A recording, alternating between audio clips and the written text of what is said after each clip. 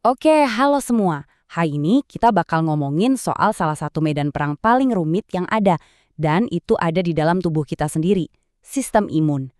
Nah, buat kalian, para calon apoteker, ini tuh bukan cuma pelajaran biologi biasa loh. Anggap aja ini peta harta karun. Peta yang nunjukin di mana, kapan, dan gimana obat-obatan bisa masuk dan mengubah hasil pertempuran di dalam tubuh. Penasaran? Yuk kita bedah bareng-bareng.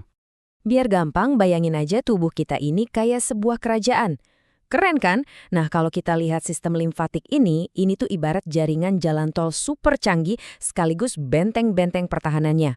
Tujuannya, ya supaya semua pasukan kita bisa gerak cepat dan menghadang musuh dimanapun mereka muncul. Jadi gini, kerajaan ini tuh nggak pernah sepi. Setiap hari, setiap saat, ada aja yang nyerang. Bakteri, virus, patogen-patogen lain, semuanya coba-coba nerobos masuk. Tapi tenang, untungnya kita punya angkatan bersenjata yang super keren buat melindunginya. Dan itulah yang kita sebut sistem imun. Nah, setiap musuh yang datang itu punya semacam tanda pengenal unik. Dalam dunia imunologi, kita sebut ini antigen. Anggap aja ini seragam khusus atau bendera pasukan mereka. Sistem pertahanan kita itu canggih banget. Udah diprogram buat ngenalin seragam-seragam asing ini. Begitu lihat, langsung klik, ini bukan kawan, waktunya menyerang. Terus, siapa dong yang pertama kali maju ngadepin musuh? Nah, kenalan dulu nih sama garda terdepan kerajaan kita. Imunitas bawaan. Mereka ini pasukan gerak cepat. Reaksinya instan, selalu siaga 24/7. Mungkin mereka nggak kenal detail siapa musuhnya. Tapi satu hal yang pasti, mereka jago berantem. Pertahanan level pertama ini tuh kayak benteng fisik kerajaannya. Kulit kita, itu tembok raksasanya, susah ditembus. Terus, lendir di hidung atau tenggorokan kita, itu ibarat parit lengket yang siap kejebak penyusup. Dan, gimana dengan asam lambung? Wah, itu kayak kuari raksasa berisi cairan super asam yang siap menghancurkan siapapun yang nekat masuk lewat jalur dapur. Tapi kan, selalu ada aja penyusup yang bandel dan berhasil lolos. Nah, kalau udah gitu, mereka bahkan langsung berhadapan sama penjaga kota. Mereka ini adalah sel fagosit.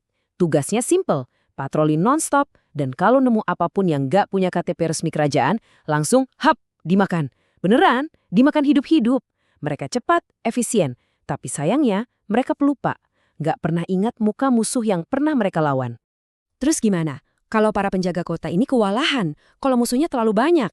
Nah, di saat genting inilah kerajaan bakal manggil pasukan khususnya, pasukan elit. Emang sih mereka butuh waktu lebih lama buat siap-siap, tapi sekali mereka turun tangan, wah, mereka ini ahli strategi yang jenius, serangannya super spesifik, dan yang paling penting, mereka punya ingatan super tajam. Mereka nggak pernah lupa.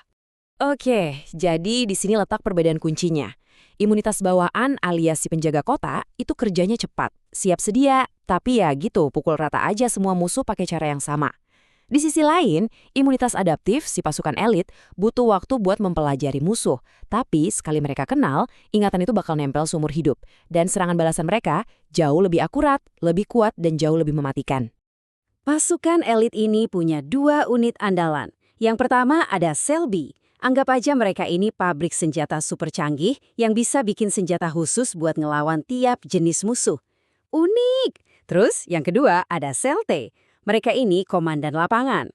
Tugasnya mimpin serangan, ngancurin sel-sel tubuh kita yang udah dibajak musuh, dan ngatur strategi di medan perang. Oke, sekarang kita bakal ngintip lebih dalam lagi nih. Gimana sih senjata-senjata canggih pasukan elit ini bekerja? Dan gimana cara mereka komunikasi di tengah perang yang lagi berkecamuk?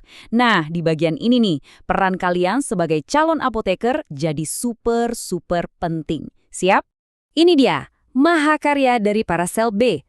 Antibody. Lihat deh bentuknya yang ikonik kayak huruf Y. Nah, bagian ujungnya ini, yang kita sebut daerah variabel, itu didesain super unik buat mengunci satu jenis antigen musuh doang. Persis kayak kunci yang cuma cocok sama satu gembok. Inilah yang namanya spesifisitas. Akurat banget. Terus, gimana cara kerja senjata canggih ini? Simpelnya gini. Pertama, tahap pengenalan. Antibody nyari targetnya, ketemu, terus klik, dikunci. Kedua, netralisasi. Musuh yang udah dikunci ini jadi lumpuh, nggak bisa lagi nyerang sel-sel sehat. Ketiga, penandaan. Antibodi ini jadi kayak bendera penanda yang teriak, "Wey, musuhnya di sini." Nah, terakhir, eksekusi. Pasukan lain, kayak fagosit yang tadi, atau protein dari sistem komplement, ngelihat bendera itu dan langsung datang buat ngancurin target yang udah ditandai. Kerja tim yang keren kan? Jelas, perang sebesar ini butuh komunikasi yang solid, nggak bisa jalan sendiri-sendiri. Nah, disinilah sitokin berperan. Anggap aja sitokin ini kayak sinyal radio atau pesan singkat di medan perang. Mereka bawa-bawa perintah. Misalnya, butuh bantuan di sektor B, kirim pasukan tambahan. Atau pabrik senjata, produksi antibodi tipe X sekarang juga. Mereka inilah yang jadi koordinator utama dari seluruh respons imun. Tapi, namanya juga komunikasi, kadang bisa error, bisa jadi kacau balau. Inilah yang kita kenal sebagai badai sitokin. Coba bayangin, semua kurir, semua sinyal radio, teriak bahaya, bahaya, secara bersamaan di seluruh penjuru kerajaan. Panik kan? Kepanikan massal ini justru memicu peradangan yang gak terkendali.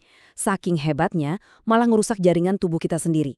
Kadang, kerusakannya bisa lebih parah daripada kerusakan akibat musuh yang asli. Nah, di titik inilah semua pemahaman kita tentang kerajaan ini akhirnya nyambung ke dunia farmasi. Sebagai seorang apoteker nanti, kalian tuh bukan cuma penonton. Kalian adalah sekutu, allied force, yang ikut bertempur. Sekarang yuk kita lihat gimana semua pengetahuan ini bisa kalian pakai sebagai senjata. Coba ingat-ingat lagi. Tiap langkah yang tadi kita bahas, mulai dari pengenalan antigen, produksi antibodi, sampai pengiriman sinyal sitokin, semuanya itu adalah titik lemah di mana obat bisa masuk dan bekerja. Ini adalah target terapi. Jadi tugas kalian adalah ngertiin peta pertempuran ini luar dalam, biar kalian tahu kapan sih momen yang pas buat nambah kekuatan pertahanan, dan kapan justru kita harus menenangkan pasukan kita sendiri yang lagi ngamuk berlebihan. Lihat deh, kerennya peran farmasi di sini. Vaksin itu apa? Itu sebenarnya simulasi latihan perang buat pasukan elit kita, biar mereka siap kalau musuh beneran datang. Terus penyakit autoimun, di mana pasukan kita malah nyerang rakyat sendiri. Nah, obat imunosupresan itu kerjanya kayak negosiator yang nenangin mereka. Kita bahkan bisa loh bikin senjata super presisi di lab yang namanya antibodi monoklonal. Gimana dengan badai sitokin? Tenang, kita punya obat yang fungsinya kayak operator menara kontrol yang bisa memutus sinyal-sinyal panik itu. Contoh paling gampang dari reaksi berlebihan ini apa coba? Alergi, atau dalam istilah medisnya, hipersensitivitas. Ini tuh kasus klasik salah tembak atau friendly fire. Pasukan kita ngelihat serbuk sari bunga yang sebenarnya nggak berbahaya, tapi dianggap sebagai ancaman mematikan. Akhirnya, serangan besar-besaran diluncurkan. Jadi, gatal-gatal, bersin-bersin, itu sebenarnya efek dari kerusakan akibat serangan yang salah sasaran ini. Dengan ngerti mekanismenya, kita bisa pakai obat buat matiin alarm palsu ini. Jadi teman-teman, saat kalian nanti belajar lebih dalam, coba deh ingat-ingat terus analogi kerajaan ini. Setiap mekanisme rumit yang kalian pelajari, itu sebenarnya cuma kepingan puzzle dari peta pertahanan yang luar biasa ini. Pertanyaannya sekarang buat kalian adalah, sebagai arsitek obat-obatan di masa depan, intervensi cerdas seperti apa yang bakal kalian rancang untuk membantu kerajaan ini memenangkan setiap perangnya? Coba direnungkan. Terima kasih sudah menyimak.